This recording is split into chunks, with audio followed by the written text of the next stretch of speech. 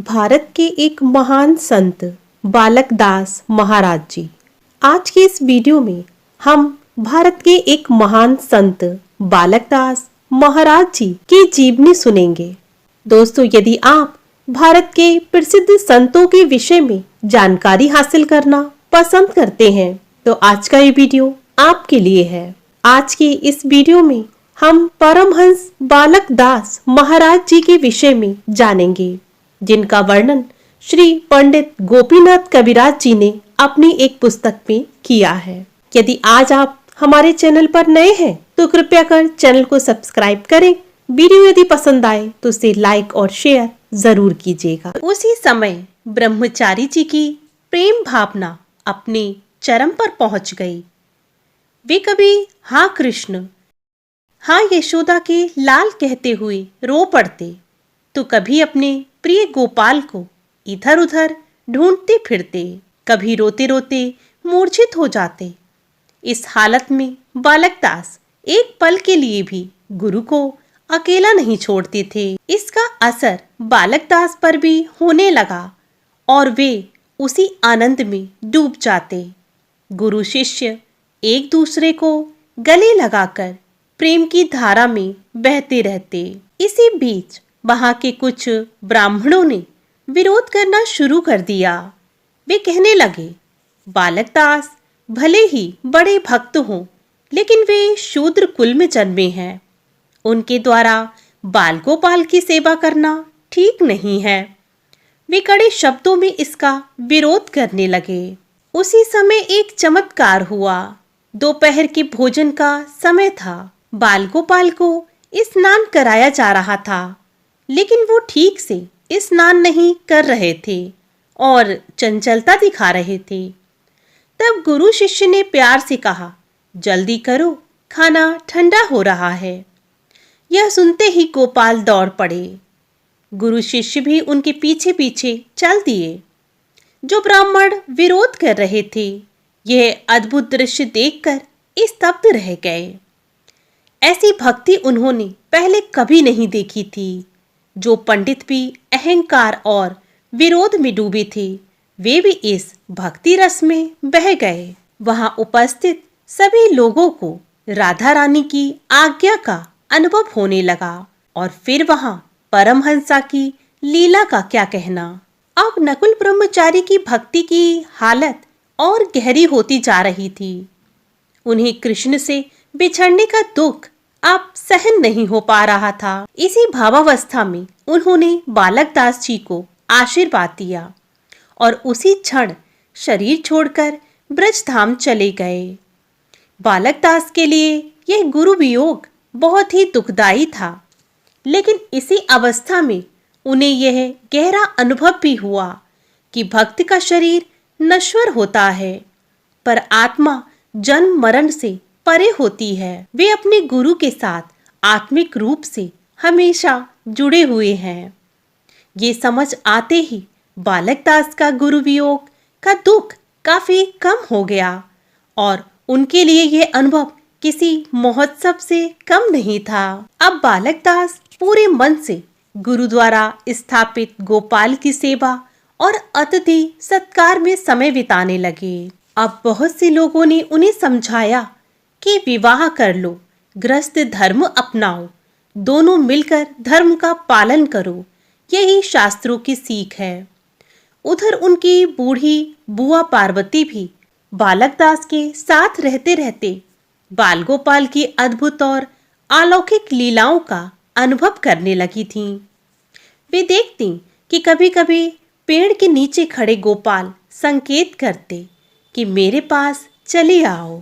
महान भक्त बालक दास ने देखा कि बुआ के शरीर से एक दिव्य प्रकाश निकलता है, जो गोपाल की मूर्ति में समा जाता है। अब बालक दास का अंतिम सांसारिक बंधन भी टूट गया।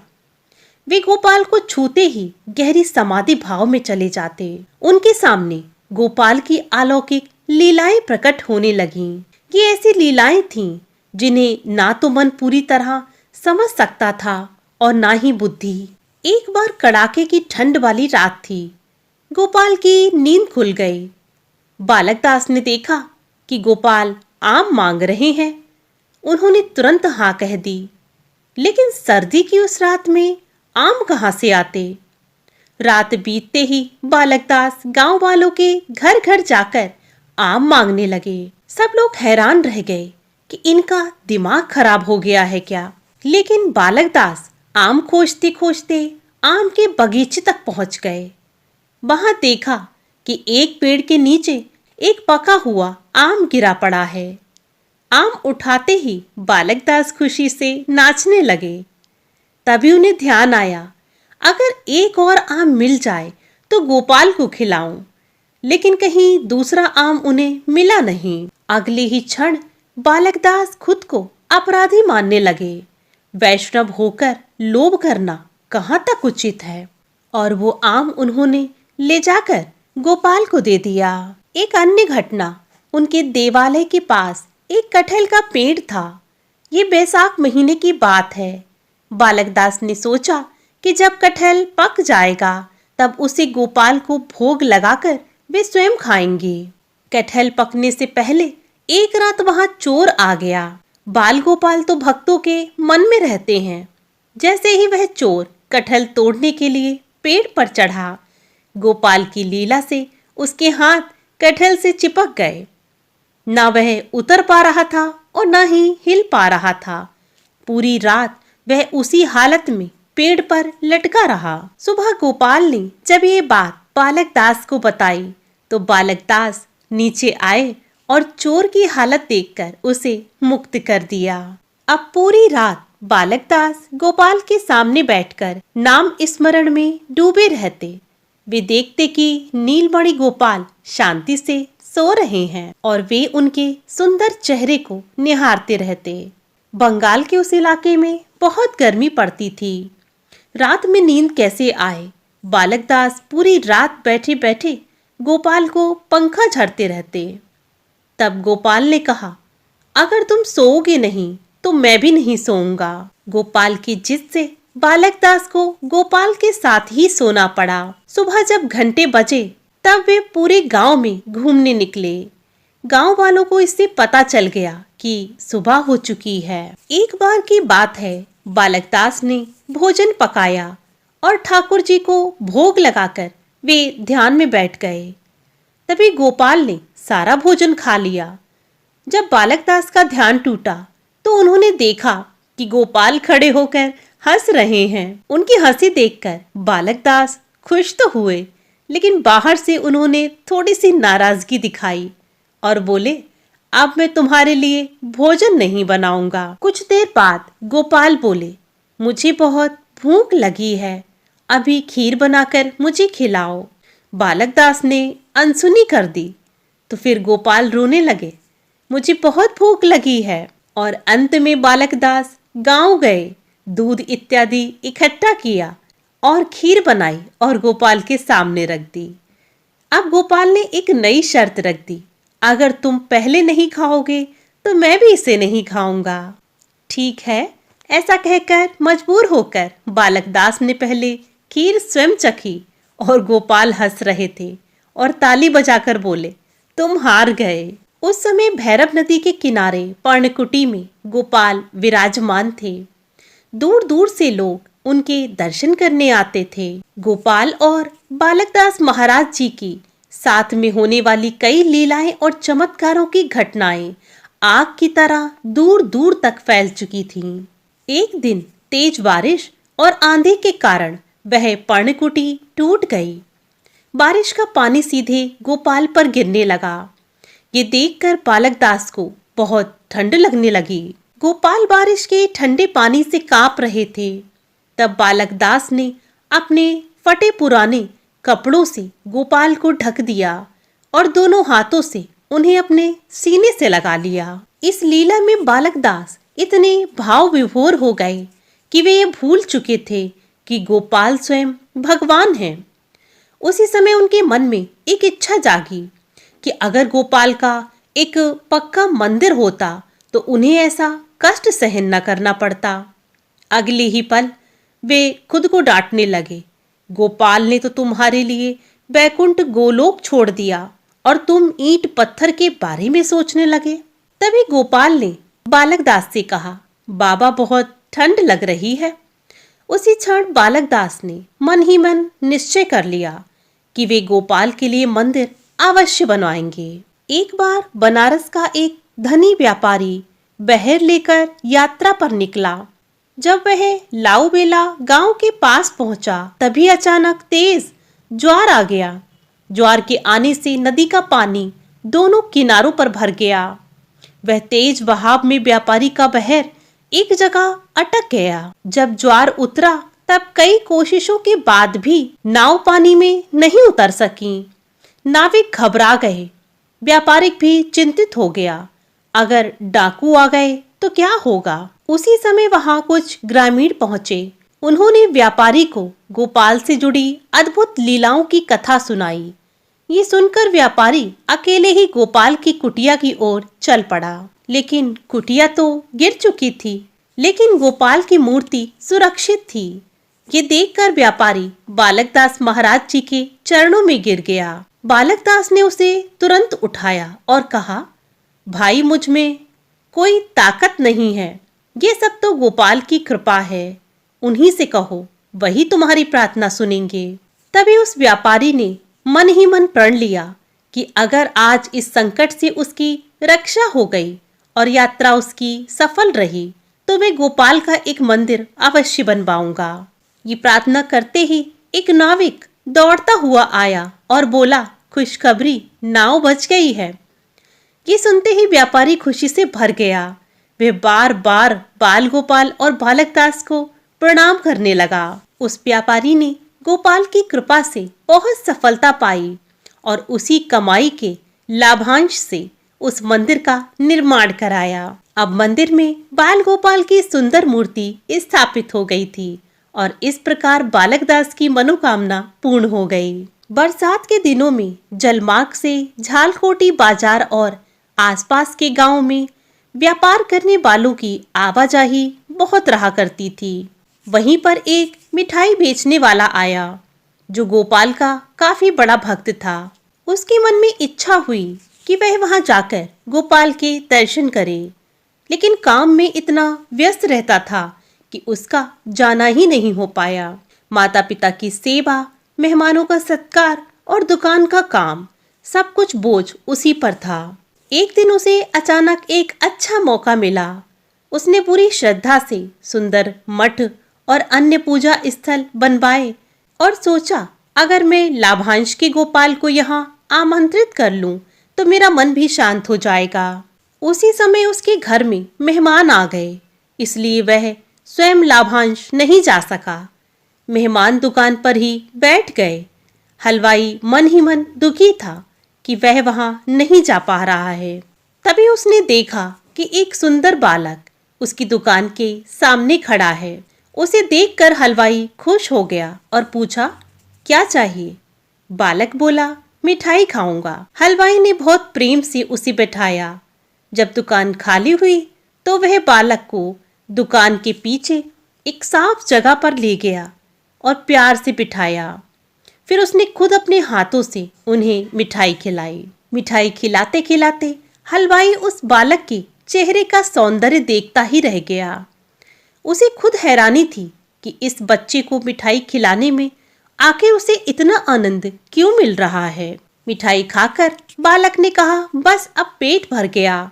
फिर उसने पानी पिया और अचानक अपने हाथ से एक सोने का गहना उतारते हुए कहा, मेरे पास अभी पैसे नहीं हैं, आप यह रख लीजिए। मेरे पिताजी आकर पैसे देंगे और इसे वापस ले लेंगे। हलवाई ने कहा, नहीं नहीं, मुझे कोई दाम नहीं चाहिए, मैंने यह तुम्हें अपने मन से खिलाया है। लेकिन बालक वह गहना छोड़े बिना जाने वाला कहाँ था। अंततः हलवाई ने वह गहना अपने बक्से में रख लिया। जब तक वो बाहर आया, बालक जा चुका था। बहुत ढूंढने पर भी वह बच्चा उन्हें दोबारा नहीं मिला। 2 दिन के बाद बालक दास ने देखा कि बाल गोपाल की मूर्ति के एक हाथ में गहना नहीं है।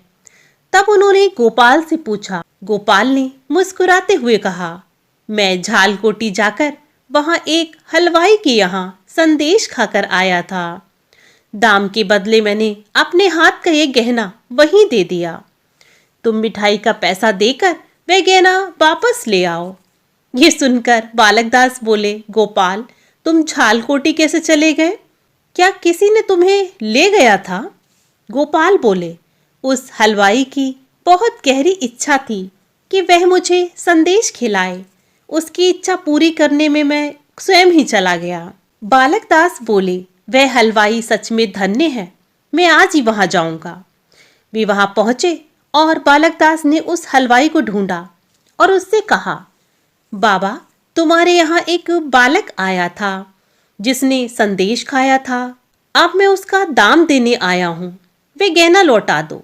हलवाई चौंक कर बोला, हे प्रभु, आप कहाँ से आए हैं? बालकदास बोले, मैं लाभांश के गोपाल मंदिर से आया हूँ। हलवाई बोला, प्रभु, क्या आप भक्त बालकदास हैं? बालकदास ने कहा, मुझे प्रभु मत कहो भाई, केवल बालकदास कहो, मैं तो बाल गोपाल का सेवक हूँ। हलवाई ने कहा, क्या आपका पुत्र ही संदेश खाने आया था? बालकदास ने मीठे स्वर में कहा, भाई, अगर तुम्हें भरोसा है तो बक्सा खोलो। जैसे ही हलवाई ने बक्सा खोला, वह घबरा गया। उसे समझ नहीं आ रहा था कि इतना बड़ा गहना अचानक छोटा कैसे हो गया। वह हैरानी से बालकदास से बोला, बाबा, ये क्या हो गया? पहले तो ये गहना बहुत बड़ा था, अब इतना छोटा कैसे हो गया? और यह किसी बच्चे के हाथ में कैसे आ सकता है? बालकदास ने कहा, परेशान मत हो, इसका रूप ऐसा ही है। ये मेरे आराध्य गोपाल के हाथ का गहना है, इसलिए खुद ही लेने आ गए थे। हलवाई की आंखों में पानी भर आया। बालकदास ने उन्हें ढांढस दिया और कहा, तुम धन्य हो, तुम्हारी सच्ची इच्छा देखकर गोपाल खुद तुम्हारे पास आ गए। अब मिठाई का दाम लेकर ये गहना मुझे दे दो। हलवाई फूट फूट कर रोने लगा और बोला, मैं कैसा पापी हूँ, अपने प्रभु को पहचान नहीं पाया। वे बार बार उस गहने को अपने सिर से लगाता रहा। फिर उसने कहा, बाबा, मैं भी आपके साथ चलूंगा। मंदिर जाकर उसने देखा कि मूर्ति के एक हाथ में ही गहना है। जैसे ही उसने अपने साथ लाया हुआ गहना मूर्ति को पहनाने की कोशिश की, गहना अपने आप पहले जैसा बड़ा हो गया। हलवाई ने साफ साफ देखा कि गोपाल मुस्कुरा रहे हैं। उसी समय उसे दिव्य ज्योति का दर्शन भी हुआ। ये देखकर वह भाव विभोर होकर वहीं बैठ गया। धीरे धीरे ये घटना चारों ओर फैलने लगी और दूर दूर से लोग दर्शन करने आने लगे, जैसे कि ये कोई प्रसिद्ध तीर्थ स्थल बन गया हो। इस मंदिर में बालकदास किसी भी ब्राह्मण को बुलाकर प्रसाद नहीं खिलाते थे। उस समय ब्राह्मणों में जाति का थोड़ा सा घमंड था, इसीलिए वे किसी को भी आसानी से प्रसाद नहीं देते थे। बालकदास महाराज जी को बहुत से लोग बैरागी बाबा कहकर भी पुकारते थे। लाड़माला में ब्राह्मण जयचंद्र देव शर्मा रहते थे। वे बालकदास के बहुत करीब थे और अक्सर उनके पास आया जाया करते थे। वहीं लाड़माला में ही प्रसिद्ध वैष्णव कविराज भी रहते थे।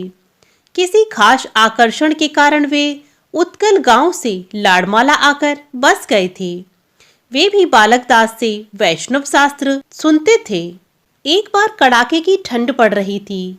एक गहरी रात में बालकदास ने अचानक गोविंद से कहा, तुम अभी कोड़ामारा गांव जाओ, वहां से जमुनेश्वर घोष के पास से 10 सेर दही ले आओ। कल सुबह तक ये काम हो जाना चाहिए।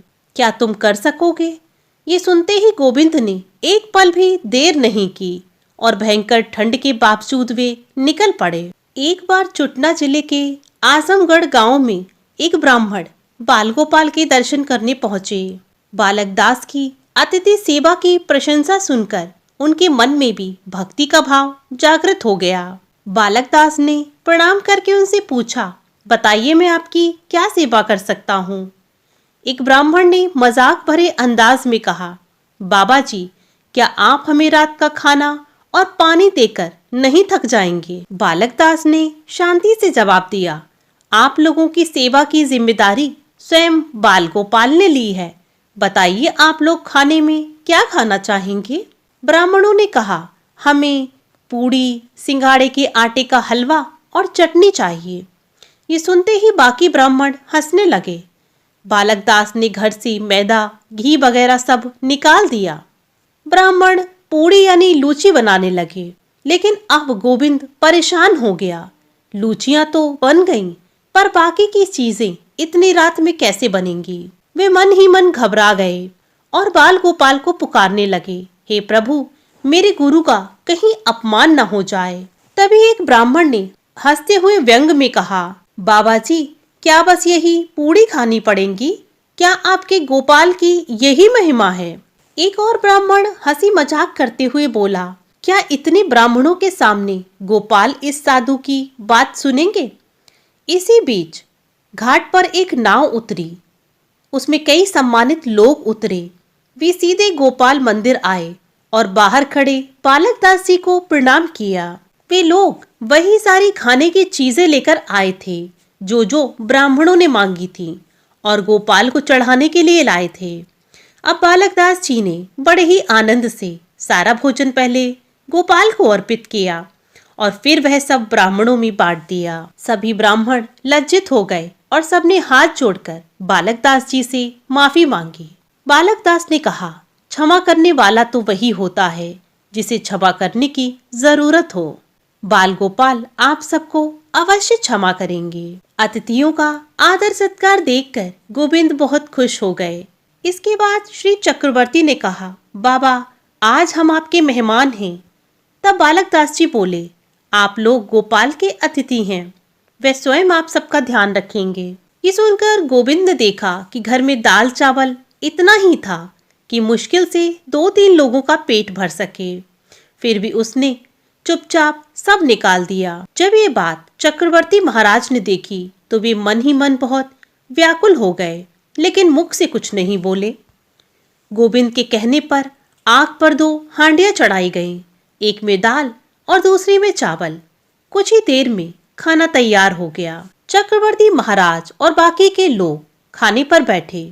उन्होंने देखा कि खाने के समय हांडी से जितना भी दाल चावल निकाले जाते, वे दोनों हांडियां कभी खाली नहीं होती थीं। अब सब लोग गोपाल की महिमा समझ गए। जाते जाते सबने बाबा से कहा, बाबा जी, अब तक तो हम केवल सुनते आए थे, आज अपनी आंखों से भी देख लिया। आपकी भक्ति सचमुच धन्य है। इस मंदिर में जो भी चढ़ावा आता, बालक दास जी उसे बहुत ही गोपनीय तरीके से जरूरतमंदों में बांट देते।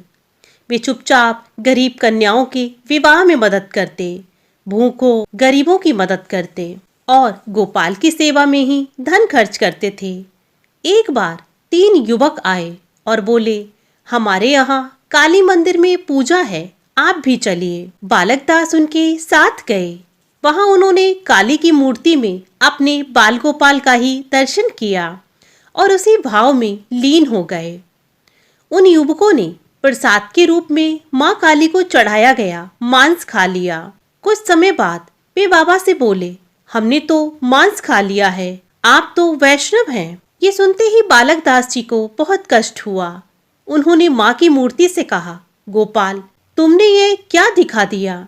ये कहकर वे मंदिर से बाहर आ गए और एक कोने में बैठकर भजन करने लगे। उधर उन युवकों ने जो भी अशुद्ध भोजन खाया था वह सब उल्टी के रूप में बाहर निकल गया। सबके सामने ही वे नाव से लाड़माला की ओर चले गए। जैसे ही वे वहां पहुंचे, वे तीनों युवक बहुत आसक्त हो गए। इसके बाद उनमें से एक युवक की बुजुर्ग माँ ने माँ काली के मंदिर में माथा टेका और उसी रात उसे सपने में माँ दिखाई दी। माँ ने आंखें लाल कर कर गुस्से में कहा, इन लड़कों ने मेरे प्रिय गोपाल का अपमान किया है। अगर ये गोपाल के पास जाकर माफी नहीं मांगेंगे तो इनके जीवन की आशा खत्म हो जाएगी। अगले ही दिवस गांव वाले तीनों युवकों को लेकर लाड़माला पहुंचे और बाबा से माफी मांगने लगे। उन्होंने कहा, बाबा, हमने कोई अपराध नहीं किया।